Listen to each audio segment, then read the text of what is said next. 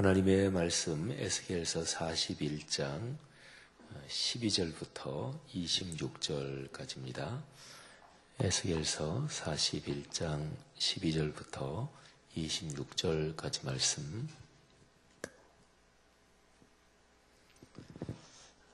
모두 목소리를 맞추어서 같이 봉독하지요. 서쪽 뜰 뒤에 건물이 있는데 너비는 70척이요 길이는 90척이며 그 사방 벽의 두께는 5척이더라. 그가 성전을 측량하니 길이는 100척이요 또 서쪽 뜰과 그 건물과 그 벽을 합하여 길이는 100척이요 성전 앞면의 너비는 100척이요 그 앞 동쪽을 향한 뜰의 너비도 그러하며 그가 뒷뜰 넘어 있는 건물을 측량하니 그 좌우편 회랑까지 100척이더라. 내전과 외전과 그 뜰의 현관과 문통로벽과 닫힌 창과 삼면에 둘러있는 회랑은 문통로 안쪽에서부터 땅에서 창까지 널판자로 가렸고 창은 이미 닫혔더라. 문통로 위와 내전과 외전의 사방 벽도 다 그러하니 곧 측량한 크기대로며 널판지에는 그룹들과 종려나무를 새겼는데 두 그룹 사이에 종려나무 한 그루가 있으며 각 그룹에 두 얼굴이 있으니 하나는 사람의 얼굴이라. 이쪽 종려나무를 향하였고 하나는 어린 사자의 얼굴이다.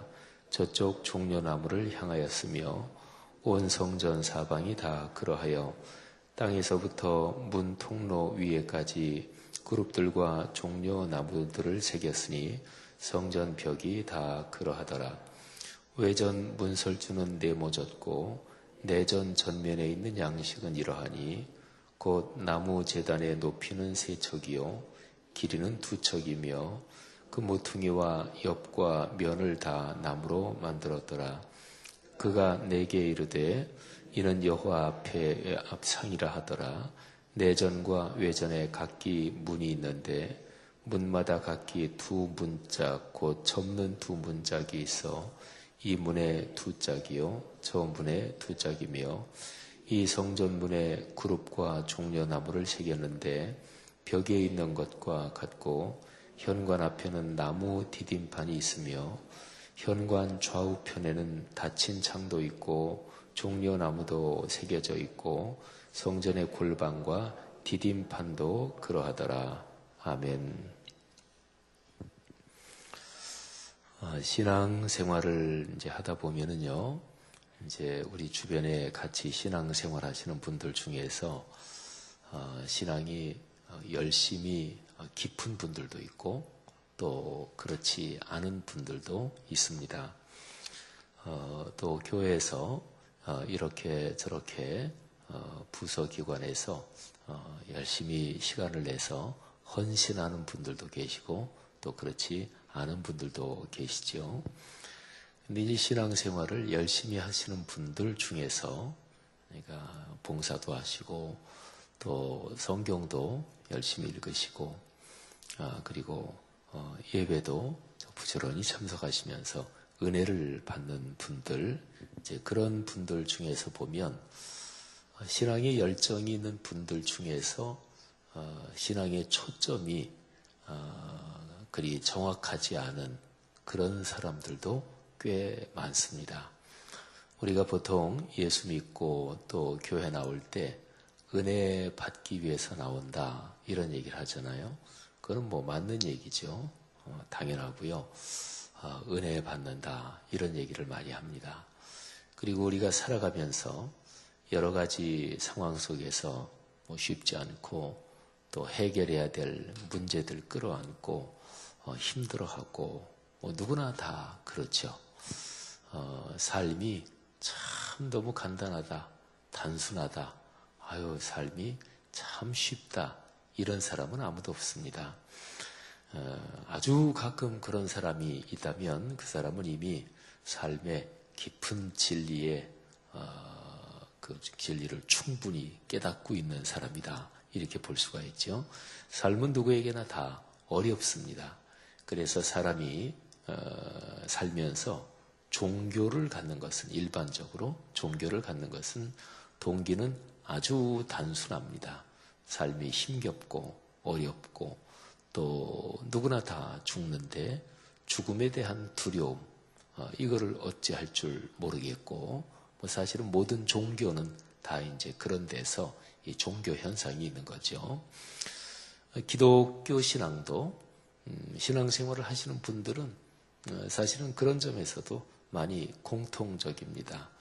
내 어려운 문제 해결하고 또 힘겨운 인생길 어떻게 하나님의 도움을 바라고 이러는 게 기본적인 동기고, 그거는 잘못된 거 전혀 아니고요. 그거는 맞는 것입니다. 마태복음 11장 28절에서 예수 그리스도께서 말씀하시죠. 수고하고 무거운 짐진 자들아 다 내게로 오라.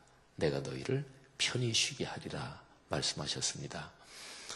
그러니까 예수님께서도 주님 앞으로, 하나님 앞으로 나오는 사람들의 동기를 삶이 너무 힘겹다, 힘든 짐이 많다, 이 짐을 좀 어떻게 해결하고 싶다, 그렇기 때문에 주님 앞에 나온다, 그거를 인정하셨고 또 그런 사람이 내 앞으로 나와라 이렇게 말씀을 하셨어요. 근데 이제 신앙생활을 좀 더 깊이 들어가고 또 신앙이 더 성숙하다 보면 미세한 이 초점의 차이를 깨닫게 되는 거죠. 그러니까 신앙생활의 중심은 중심점이 나한테 있으면 그러면 신앙이 어느 정도 성장하다가 더 이상 신앙이 성장하지 않습니다. 그러니까 신앙생활의 중심은 나한테 있는 게 아니고 하나님한테 있어야 됩니다. 그렇게 본다면 다 이제 같은 얘기고 통하는 얘기라고 볼 수 있지만 신앙생활의 궁극적인 목적은 내가 은혜 받기 위해서가 아니고요. 하나님께 영광을 돌리기 위해서입니다. 근데 기본적으로 보면 내가 은혜를 받아야 하나님께 영광을 돌린다, 이렇게도 생각을 할 수가 있어요. 하지만 어쨌든 이 두 가지는 초점이 좀 다릅니다. 예배 드리는 거, 왜 예배 드리느냐? 내가 은혜 받기 위해서 예배 드린다. 그러면 틀린 말이 아니고 맞습니다. 맞지만 근데 정확하게 말하면 사실은 정확하게는 맞는 게 아닙니다. 왜 예배 드리는가? 그러면 하나님께 영광을 돌리기 위해서 예배를 드리는 거죠. 그런데 이 초점이 미세한 차이인 것 같아도 내가 신앙생활 하면서 내 마음 속에 하나님께 초점을 맞춘다, 하나님께 영광을 돌린다, 이거를 깊이 생각하고 이 사실을 깊이 묵상하면 신앙의 태도가 바뀌기 시작합니다. 찬양을 할 때 우리는 보통 찬양할 때 은혜 받는다 그러잖아요. 그죠? 근데 찬양은 궁극적으로 내가 은혜 받기 위해서 부르는 게 아닙니다. 이거는 하나님께 영광을 돌리기 위해서, 그러니까 하나님을 높여드리는 거예요. 그러니까 찬양을 딱 할 때는 지금까지 지내온 것 주의 크신 은혜라. 그러면 내 마음속에 오늘 아침에 우리가 같이 찬양을 했는데 내 마음속에 감동이 오잖아요. 고마운 일이고 또 주님의 선물입니다. 하지만 찬양을 부를 때 내가 은혜 받아야지, 이것보다 하나님 이 찬양으로 주님께 영광을 올려드립니다. 이게 사실은 우리의 마음에 더 깊은데 더 중심적인데 이 마음이 있어야 된다는 거죠. 찬양을 인도할 때 앞에서 우리 교회에서 수요 예배 때 다드림 찬양단이 또 찬양 인도하고 또 앞에서 목회자가 찬양을 인도하잖아요. 주일 3부 예배는 우리 청년부 W팀이 이제 찬양을 인도합니다. 그러면 찬양을 인도하기 위해서 이렇게 앞에 나와 서 있는 사람들, 그 사람들이 마음에 생각하기를 지금 이분들 앞에서 찬양을 인도하는데 이분들에게 은혜가 되도록 해야지, 이분들에게 감동을 줘야지, 여기에 생각이 온통 사로잡혀 있으면 그러면 싱어송라이터가 되는 거예요. 그러니까 노래하는 거 이끄는 싱어송라이터지. 근데 앞에 나와서 찬양을 인도하는 사람도 제일 중요한 게 앞에 나와 있지만 그런데 주님, 제가 지금 주님께 찬양을 올립니다. 이렇게 돼야 그게 진짜로 훌륭한 찬양 인도자입니다. 그러니까 찬양 인도자는 앞에 나와 있으면서 이 앞에 회중들이 계시다. 이거를 사실은 까먹으면 제일 좋아요. 그리고 자기는 지금 하나님 앞에 있다. 이러면은 제일 많이 은혜를 받죠. 일반 공연하는 가수들 중에서도 진짜 뛰어난 가수는 관객을 청중을 의식 안 하는 거예요. 그러니까 청중은 의식 안 하고 자기들이 음악, 자기들이 하는 공연 거기에 취해서 그냥 그 무대에서 한판 놀아보는 거예요. 여기 있는 사람들은 상관 아무도 몇만 명 모여 있어도 상관도 없어. 그 정도 경지에 이르면 그거는 세계적인 스타가 되는 거죠. 이 원리가 좀 비슷하다고 볼 수 있는데요. 하나님께 영광을 돌린다 이런 거죠. 제가 왜 이 얘기를 하냐면 이제 성경에서 오늘날 우리가 성경을 읽을 때 금방 은혜가 안 되는 그런 구절들도 성경에 여기저기 있어요. 근데 가장 대표적인 구절은 성전을 묘사한 아주 자세하게 묘사한 그런 부분이 그렇습니다. 그러니까 에스겔서 40장, 41장, 42장 계속해서 성전 몇 척 치수가 나오고 모양이 어떻게 되고 그런 얘기만 계속 나오는데 이 말씀은 예를 들자면 시편 23편처럼 여호와는 나의 목자시니 내가 부족함이 없으리로다.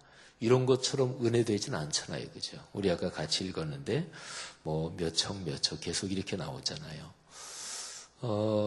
신앙에 열심히 있는 성도들은 성경을 읽을 때 하나님의 말씀을 듣고 은혜를 받아야지. 근데 그렇게 생각하는 거는 나한테 초점이 있는 거죠. 근데 약간 초점을 바꿔서요. 미세한 차이인데 사실은 큰 건데요. 성경을 읽을 때 내가 은혜를 받아야지 이게 아니고 하나님께서 무슨 말씀을 하시나 주님의 마음, 주님의 뜻이 무언가 그거를 생각하는 거예요.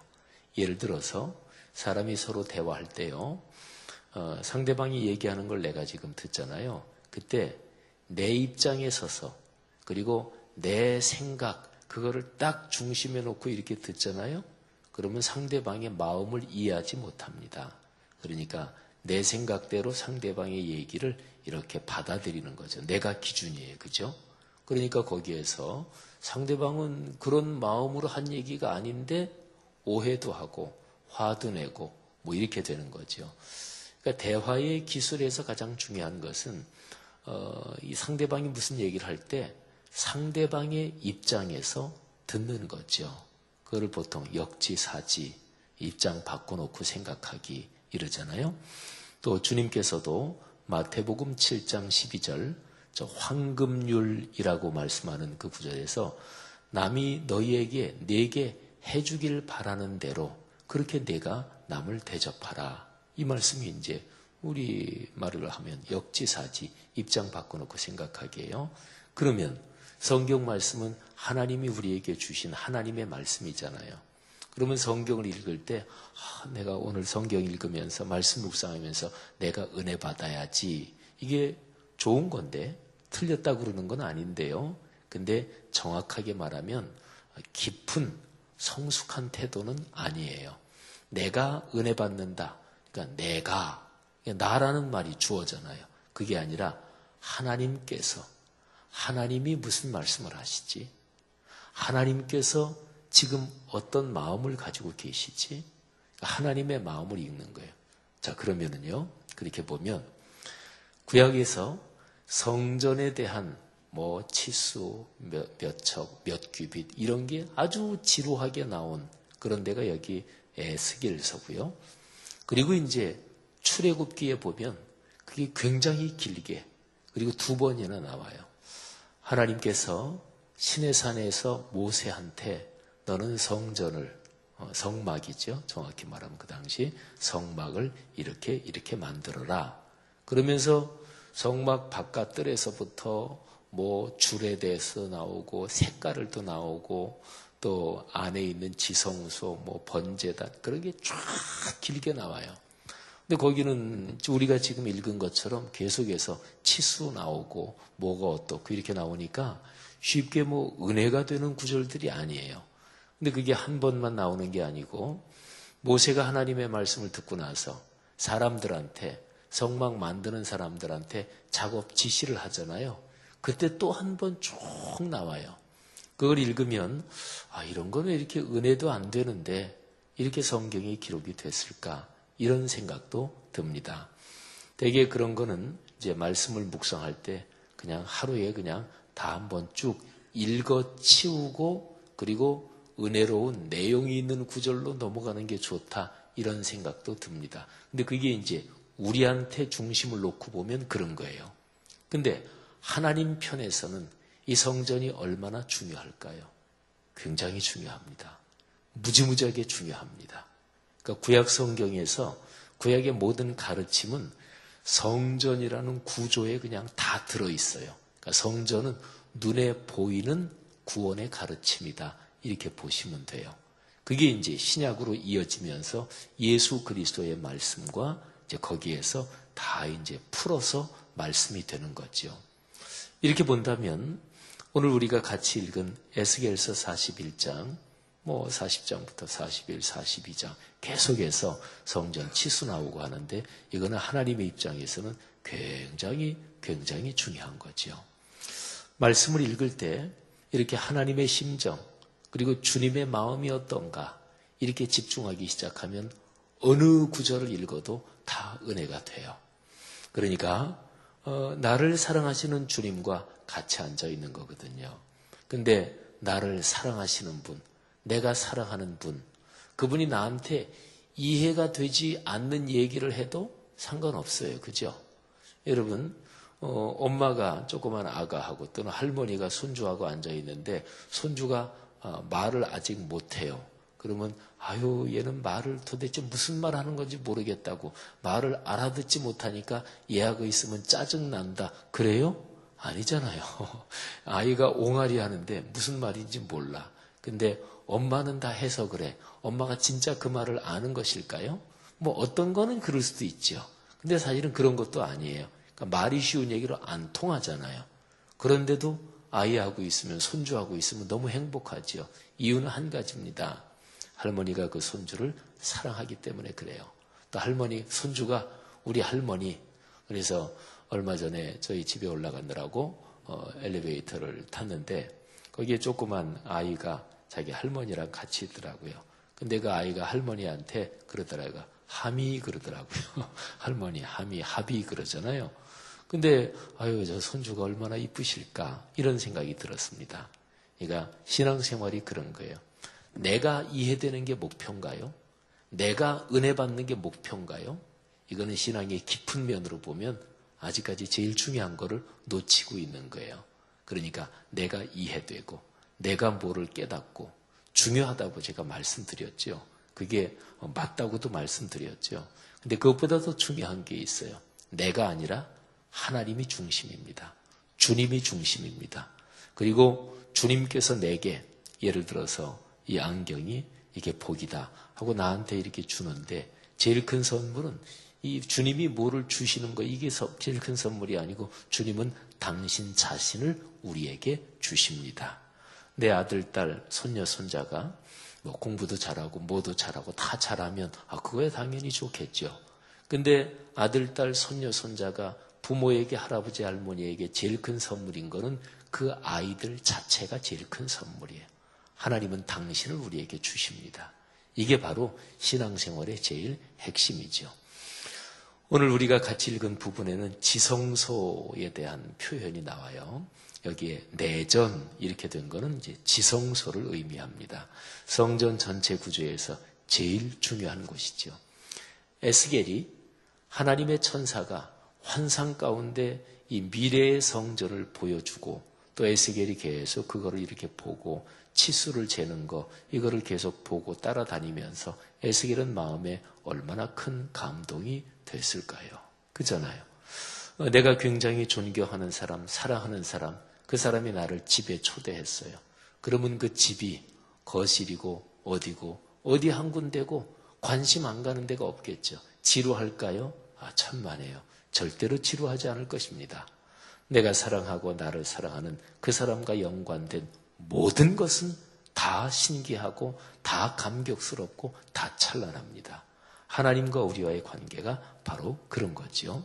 성도 여러분, 이 사실을 정확하게 깨닫고 또 이 사실을 신앙생활에서 자꾸 묵상하면 신앙생활이 굉장히 행복해집니다.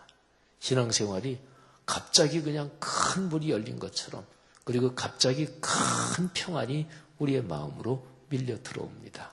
그런 복이 있기를 주님의 이름으로 축복합니다. 오늘 여기 말씀 중에서 성전 여기저기가 다 나무로 되어 있다 그랬고, 나무에는 천사들과 그리고 종려나무가 새겨져 있다 그랬죠. 여기 그룹, 이거는 천사를 말해요. 근데 천사 하나, 종려나무 하나, 천사 하나, 종려나무 하나, 그렇게 쭉 나무에 이게 새겨져 있다 그런 얘기인데, 근데 천사는 얼굴이 둘이에요. 천사가 이렇게 있으면 이쪽에도 얼굴이 있고 동시에 이쪽에도 얼굴이 있고, 한쪽 얼굴은 사람 얼굴, 한쪽 얼굴은 어린 사자의 얼굴, 이렇게 있다는 얘기죠. 그죠? 성경에 나오는 많은 것들은 전부 다 상징적인 뜻을 가지고 있는 게 많아요. 종려나무는 구원의 상징이기도 합니다. 예수님이 예루살렘 성전에 들어오실 때 사람들이 종려나무까지를 흔들면서 호산나, 다윗의 이름으로 오시는 이여 우리를 구원해 주십시오. 호산나가 우리를 구원해 주십시오 하는 뜻이거든요. 그리고 성경에 사자, 이게 나오면 이 사자는 이 다윗 가문의 상징이고, 이거는 또 구원의 상징이기도 합니다. 오늘 이 말씀을 통해서 다시 한번 우리의 신앙의 중심이 내가 중심에 있는 게 아니라 주님, 예수 그리스도, 그분이 중심에 있다, 이 사실이 우리의 삶에 큰 은혜가 되기를 바랍니다. 나를 중심에 놓으니까 막 힘겨운 거예요. 근데 나는 그냥 주님 위에 얹혀놓고 주님을 중심에 놓으면 삶이 바뀌기 시작합니다. 오늘 하루 내내 그런 축복 여러분의 삶에 넘치기를 주의 이름으로 축복합니다. 우리 한번 기도하죠. 하나님 은혜 진심으로 감사합니다. 하나님께서 우리의 삶에 주시는 그 아름다운 축복들, 특별히 하나님이 우리의 삶의 모든 것이요 또 우리의 삶의 전부라는 것을 다시 한번 깨닫게 하옵소서.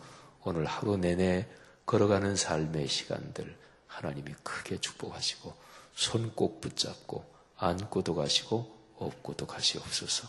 예수님 이름으로 기도합니다. 아멘. 귀한 말씀 감사드립니다. 오늘은 말씀 삶 공동체에 대한 공동 기도문을 함께 교독하며 기도하겠습니다. 말씀과 삶이 어우러져야 참된 부흥이 일어나는 것을 믿습니다. 우리 허물과 연약함을 겸허하게 고백하며 말씀을 사모합니다. 진리의 말씀 성경에 약속된 하나님의 부흥을 기다립니다.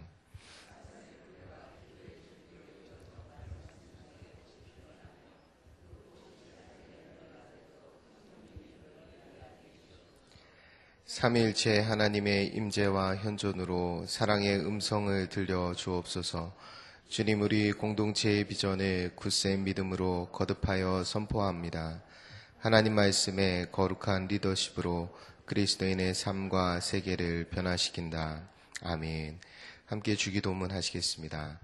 하늘에 계신 우리 아버지, 아버지의 이름을 거룩하게 하시며 아버지의 나라가 오게 하시며 아버지의 뜻이 하늘에서와 같이 땅에서도 이루어지게 하소서.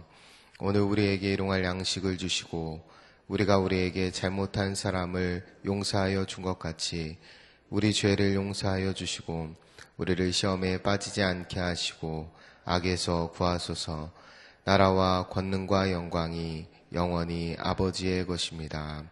아멘. 이 시간 다음과 같은 기도의 제목으로 기도드리겠습니다. 지금 들은 말씀이 내 삶으로 이어지게 하옵소서.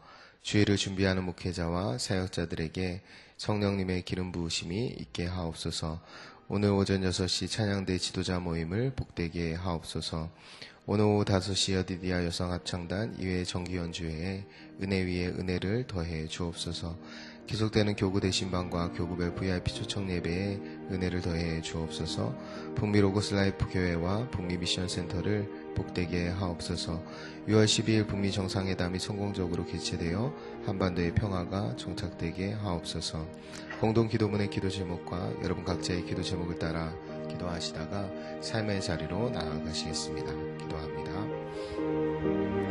살려주신 아버지 하나님 감사합니다. 거룩한 주님의 존재를